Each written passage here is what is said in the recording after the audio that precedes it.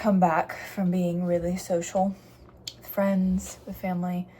It doesn't matter how much I love the people I'm spending time with. I kind of have what I call like a hangover or a hangover experience, and end up needing to be really quiet and really alone. And I usually need a healthy snack and sunshine.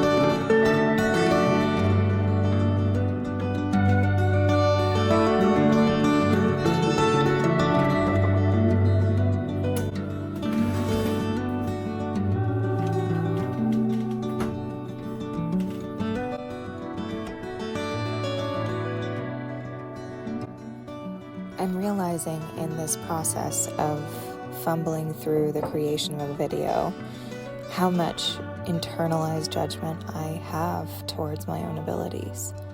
I feel really out of place here, like I'm waddling into the unknown among some of the most inspirational souls I've had the pleasure of following for years, and just wondering where my place might be in it all. I've spent years rewriting my internal stories of perfectionism and releasing my fears around being perceived in life. But this venture has highlighted another layer of that programming. And I'm realizing unless I force myself to lean into the resistance and actually create, I probably never will. Honestly, that same experience has been true of every aspect of my healing journey. There's never been a moment where I felt the timing was right, where my fears and my anxieties got quiet enough for my mind to feel ready to move into the transformation I knew I needed.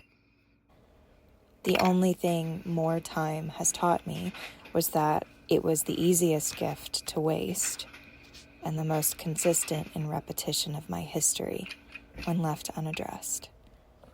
So while the minuscule and mostly unmeaningful adventure into the YouTube world has little to no bearing on my evolution as a healing human, in many ways, I think I would also argue that it just might. Because like all of life, separation does not exist. Reflection and union are the pulse of creation, the blueprint of nature. Mahina Alexander once shared, "I release the imprint and embrace my blueprint." And that posture alone has been one of the deepest of resonance for my own soul ever since.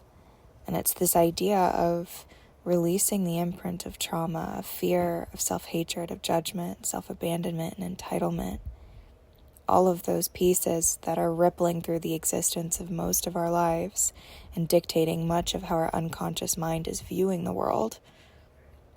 However, we have the opportunity in this human existence to recognize that that was not our origin programming, that those marks are not who we are, only who we might most easily become if we just left it all unaddressed.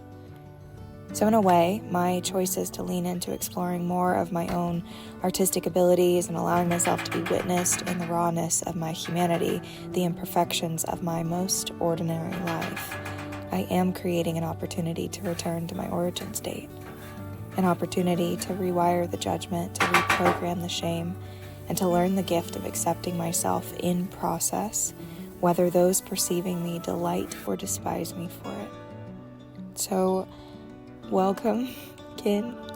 If you've chosen to take part in this little experiment, this adventure of mine, I am honored that you're here, and I'm excited to bring you a bit closer as I continue to live and love so deeply.